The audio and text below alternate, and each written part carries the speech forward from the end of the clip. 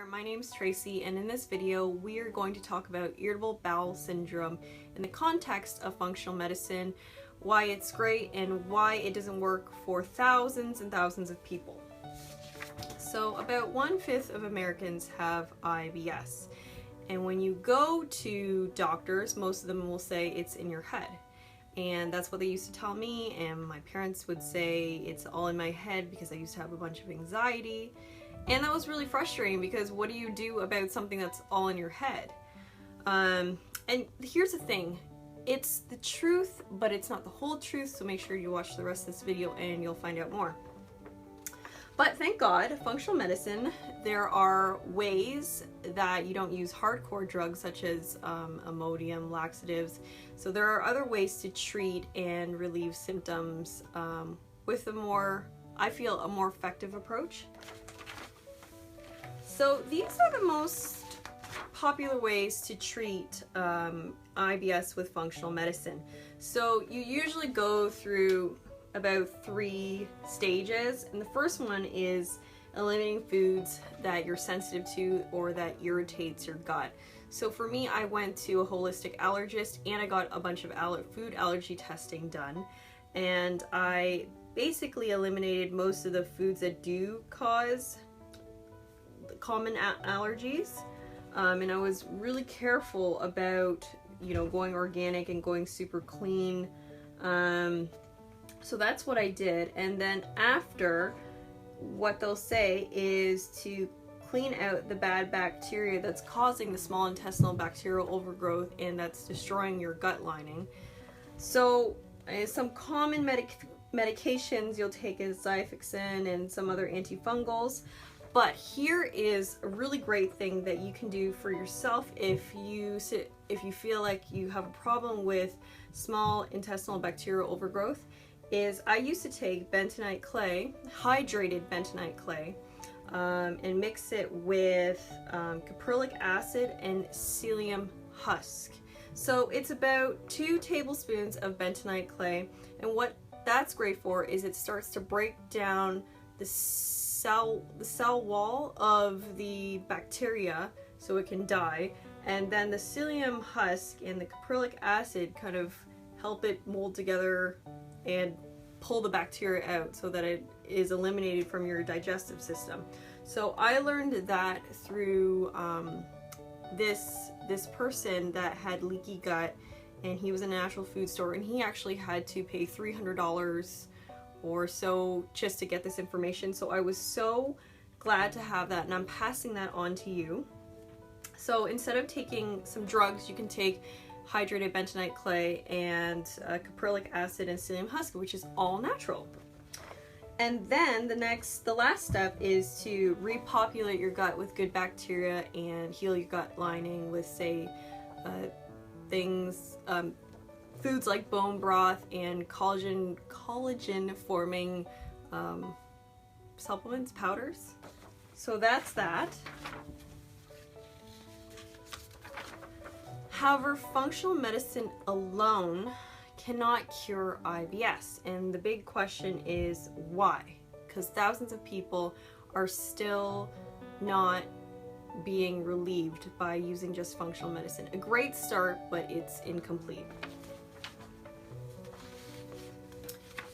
It cannot be cured. IBS cannot be cured with functional medicine alone because it is a psychosomatic disorder.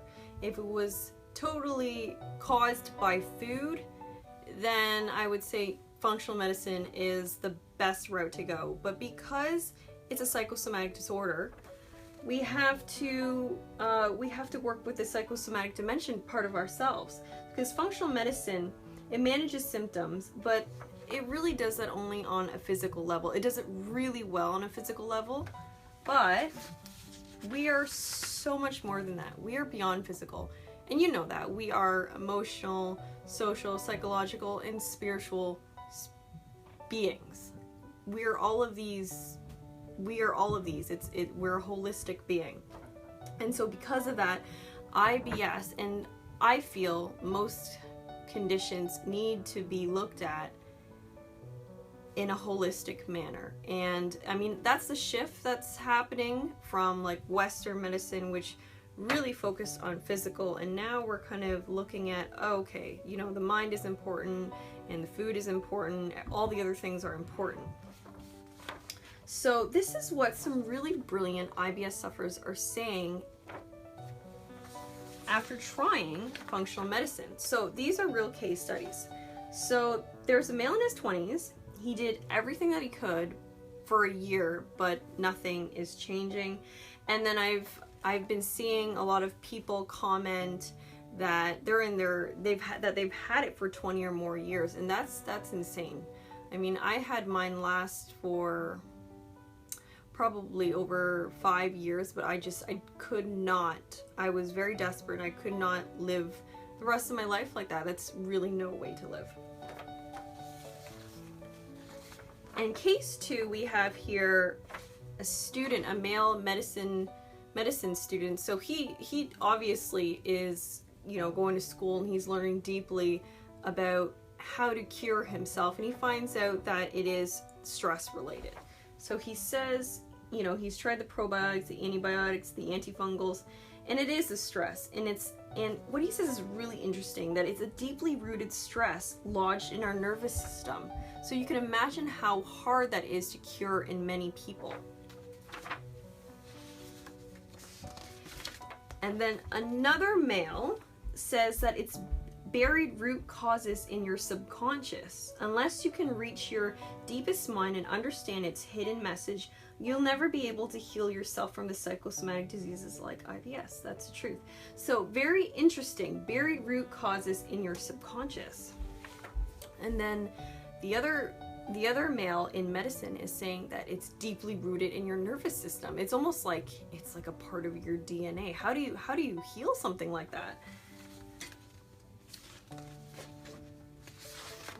So yes, that is the whole truth. IBS, it is in your head, but it's in your deep mind. So for everyone who's frustrated with the fact that, you know, people are saying it's all in your head and clearly nothing's working, it's part of the truth, but it's so deeply lodged within us that it's so difficult to heal.